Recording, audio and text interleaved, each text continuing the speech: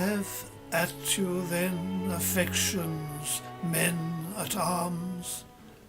Consider what you first did swear unto, to fast, to study, and to see no woman.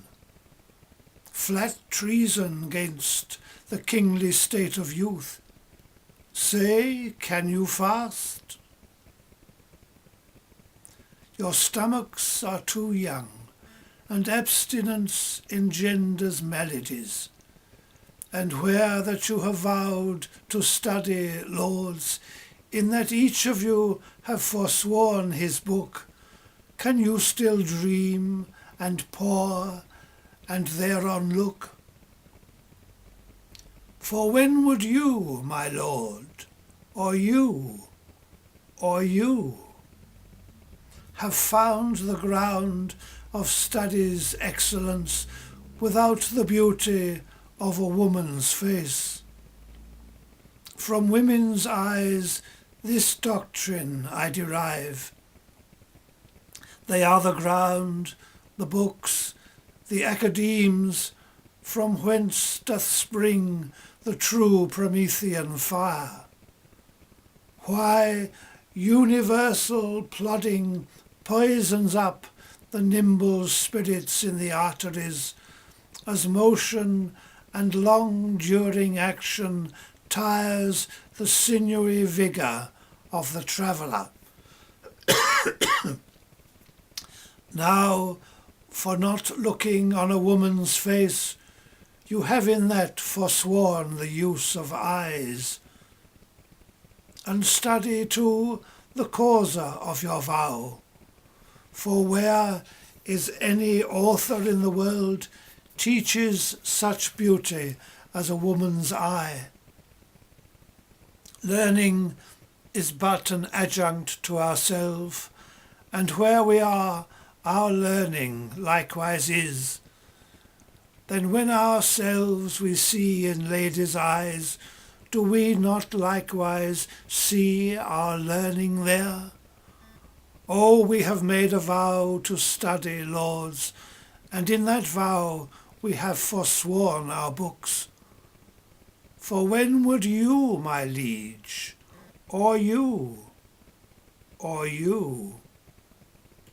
in leaden contemplation have found out such fiery numbers as the prompting eyes of beauty's tutors have enriched you with? Other slow arts entirely keep the brain, and therefore finding barren practices scarce show a harvest of their heavy toil. But love, first learned in a lady's eyes, lives not alone immured in the brain, but with the motion of all elements courses as swift as thought in every power, and gives to every power a double power above their functions and their offices. It adds a precious seeing to the eye. A lover's eyes will gaze an eagle blind. A lover's ear will hear the lowest sound when the suspicious head of theft is stopped.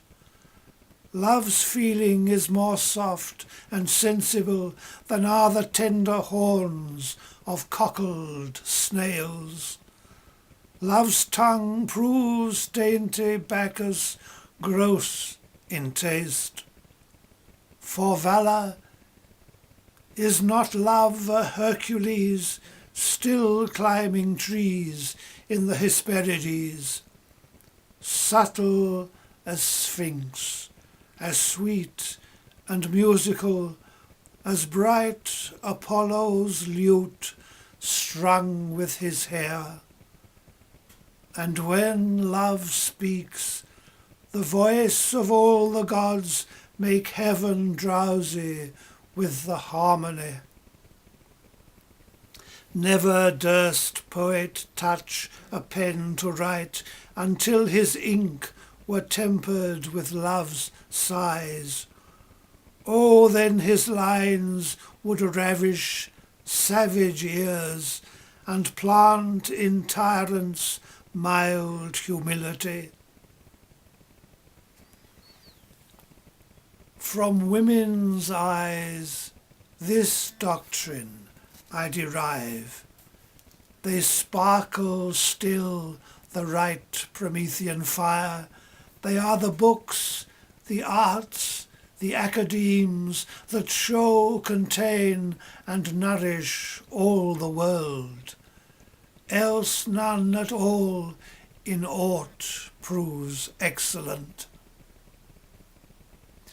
Then, fools, you were these women to forswear, or keeping what is sworn, you will prove fools. For wisdom's sake, a word that all men love, or for love's sake, a word that loves all men, or for men's sake, the authors of these women, or for women's sake, by whom we men are men. Let us once lose our oaths to find ourselves, or else we lose ourselves to keep our oaths. It is religion to be thus forsworn, for charity itself fulfills the law, and who can sever love from charity?